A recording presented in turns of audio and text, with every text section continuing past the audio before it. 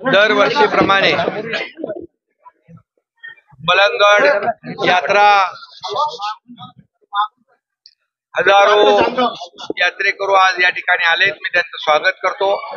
हिंदुहृदय सम्राट बाळासाहेब ठाकरे यांच्या आदेशानुसार धर्मवीर आनंदीगे साहेबांनी ही सुरू केलेली मलंगड यात्रा आजही तशीच उत्साहात जल्लोषात सुरू आहे। खरं म्हणजे लाखो मलंग भक्तांचा एक जिव्हाळ्याचं नातं या मलंगडाशी मच्छिंद्रनाथाच्या समाधीशी जुळलेलं आहे आणि म्हणून दरवर्षी माघी पौर्णिमेला या ठिकाणी लाखो लोक येतात, लाखो मलंग भक्त येतात, दर्शन घेतात आणि श्रद्धेने या ठिकाणी पूजा अर्चा करतात आणि म्हणून मी सर्वांचं पुन्हा एकदा मनापासून खूप खूप स्वागत करतो। राजन साळवींनी आता राजीनामा दिलेला आहे, ते तुमच्याकडे येणार आहेत अशी चर्चा आहे। जे लोक येतील त्यांचं स्वागतच आहे, कारण गेल्या 2.5 वर्षामध्ये बाळासाहेबांच्या आनंदीगे साहेबांच्या विचारांच्या शिवसेनेमध्ये आमदार, खासदार, नगरसेवक, जिल्हा परिषद अनेक नेते शिवसेनेमध्ये दाखल झाले, शिवसेनेमध्ये सामील झाले।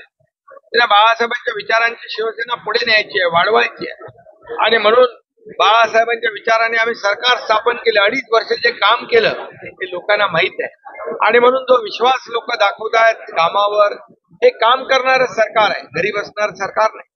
हे रिझल्ट देणारं सरकार आहे, फील्ड मध्ये उतरून 24/7 काम करणार आहे आणि म्हणून माझ्या मुख्यमंत्री काळामध्ये एवढे निर्णय आम्ही घेतले, एवढे प्रकल्प केले, लोकाभिमुख कल्याणकारी योजना, माझी लाडकी बहीण, लाडका भाऊ, लाडका शेतकरी, लाडका ज्येष्ठ, असे अनेक निर्णय आम्ही घेतले आणि त्यामुळे विकासाचा अजेंडा घेऊन जाणारा आमचा सरकार आणि शिवसेना आहे आणि म्हणून अनेक लोक शिवसेनेमध्ये येतात, त्यांचं मी स्वागत करतो। पुरस्कार त्या ठिकाणी शरद पवारांनी तुमचा सन्मान केलेला, टीका केली जाते की खंडणी या ठिकाणी वसूल करून दिल्लीत दिली जाते, अशा प्रकारचं वक्तव्य केलं जातं। बघा, अतिशय दुर्दैवी वक्तव्य आहे आणि खऱ्या अर्थाने महादजी शिंदे महापराक्रमी योद्धे होते।